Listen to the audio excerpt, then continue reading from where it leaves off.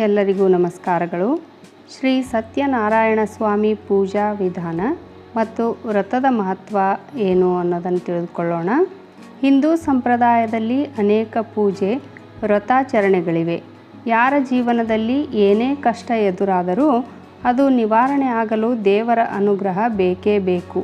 ಹಾಗೆ ಕೆಲವೊಂದು ಪೂಜೆಗಳನ್ನು ವಿಶೇಷ ಸಂದರ್ಭಗಳಲ್ಲಿ ಆಚರಿಸಲಾಗುತ್ತದೆ.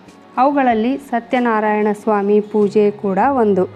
ಸಾಮಾನ್ಯವಾಗಿ ಪ್ರತಿ ಹುಣ್ಣಿಮೆಯಂದು ಸತ್ಯನಾರಾಯಣ ಸ್ವಾಮಿ ಪೂಜೆ ಆಚರಿಸಲಾಗುತ್ತದೆ. ಮನೆ ಗೃಹ ಪ್ರವೇಶದ ಸಮಯದಲ್ಲಿ ಹಿಂದೂಗಳು ತಪ್ಪದೇ ಸತ್ಯನಾರಾಯಣ ಸ್ವಾಮಿ ಪೂಜೆ ಮಾಡುತ್ತಾರೆ. ಮದುವೆ ನಂತರ ನವದಂಪತಿಯನ್ನು ಕೂರಿಸಿ ಸತ್ಯನಾರಾಯಣ ಪೂಜೆ ಮಾಡಲಾಗುತ್ತದೆ. ಮಕ್ಕಳ ನಾಮಕರಣ ಸಮಾರಂಭದಲ್ಲಿ ಕೂಡ ಸತ್ಯನಾರಾಯಣ ವ್ರತ ಮಾಡಲಾಗುತ್ತದೆ.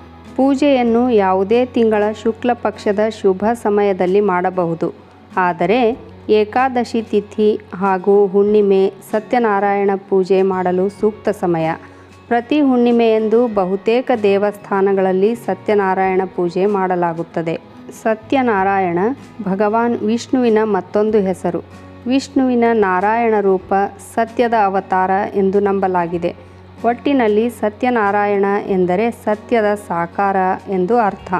ಭೂಲೋಕದ ಜನರು ತಮ್ಮ ಕಷ್ಟಗಳನ್ನು ನಿವಾರಿಸಿಕೊಂಡು ಶಾಂತಿಯಿಂದ ಬದುಕಲು ಯಾವುದಾದರೂ ದಾರಿ ಇದೆಯೇ ಎಂದು ನಾರದರು ವಿಷ್ಣುವಿನ ಬಳಿ ಕೇಳಿದಾಗ ಸ್ವತಃ ವಿಷ್ಣುವು ಈ ಸತ್ಯನಾರಾಯಣ ಸ್ವಾಮಿ ಪೂಜೆಯ ವಿಧಿವಿಧಾನವನ್ನು ಅವರಿಗೆ ಬೋಧಿಸುತ್ತಾನೆ.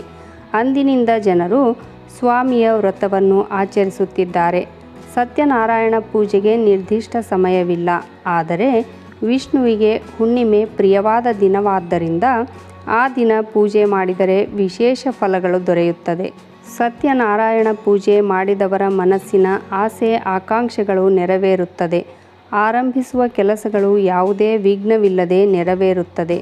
ಪೂಜೆಯನ್ನು ಮನೆಯಲ್ಲಿ ಮಾಡಿದರೆ ಮನೆಯಲ್ಲಿ ನಕಾರಾತ್ಮಕ ಶಕ್ತಿಗಳು ತೊಲಗಿ ಸದಾ ಧನಾತ್ಮಕತೆ ತುಂಬಿರುತ್ತದೆ. ಕುಟುಂಬದವರ ದೈಹಿಕ ಮಾನಸಿಕ ಆರೋಗ್ಯ ಸುಧಾರಿಸುತ್ತದೆ. ಪತಿ ಪತ್ನಿ ಸೇರಿದಂತೆ ಕುಟುಂಬದ ಸದಸ್ಯರ ನಡುವೆ ಪ್ರೀತಿ ಹೆಚ್ಚಾಗುತ್ತದೆ. ಮನೆ ಸಮೃದ್ಧಿಯಿಂದ ಕೂಡಿರುತ್ತದೆ. ಶ್ರೀ ಸತ್ಯನಾರಾಯಣ ಸ್ವಾಮಿ ಪೂಜೆ ವಿಧಾನ. ನೀವು ಮನೆಯಲ್ಲಿ ಸತ್ಯನಾರಾಯಣ ಪೂಜೆಯನ್ನು ಮಾಡುವುದಾದರೆ ಸೂಕ್ತ ಪುರೋಹಿತರ ಬಳಿ ಮಾಡಿಸಿದರೆ ಸಂಪೂರ್ಣ ಫಲ ದೊರೆಯುತ್ತದೆ. ಏಕೆಂದರೆ ಪೂಜೆಯ ನಿಯಮಗಳಲ್ಲಿ ಯಾವುದೇ ಕಾರಣಕ್ಕೂ ತಪ್ಪು ಎಸಗಬಾರದು. ಸತ್ಯನಾರಾಯಣ ಪೂಜೆ ಮಾಡಿಸುವ ಮುನ್ನ ಮನೆಯನ್ನು ಶುಚಿಗೊಳಿಸಬೇಕು. ಪೂಜೆಗೂ ಕೆಲವು ದಿನಗಳ ಮುನ್ನ, ಪೂಜೆಯ ನಂತರದ ಕೆಲವು ದಿನಗಳವರೆಗೂ ಮಾಂಸಾಹಾರ ಸೇವನೆ ನಿಷಿದ್ಧ. ಆ ದಿನ ಬೆಳಿಗ್ಗೆ ಸೂರ್ಯೋದಯಕ್ಕೂ ಮುನ್ನ ಎದ್ದು ನಿತ್ಯ ಕರ್ಮಗಳನ್ನು ಪೂರೈಸಿ ಮನೆಯನ್ನು ಶುಚಿಗೊಳಿಸಬೇಕು. ಮಡಿ ಉಟ್ಟು ಸತ್ಯನಾರಾಯಣ ಪೀಠವನ್ನು ಬಾಳೆದಿಂಡು ವಿವಿಧ ಹೂವುಗಳಿಂದ ಅಲಂಕರಿಸಬೇಕು. ಫೋಟೋಗೆ ಶ್ರೀಗಂಧ ಕುಂಕುಮ ಇಟ್ಟು ಹೂಗಳಿಂದ ಅಲಂಕರಿಸಬೇಕು.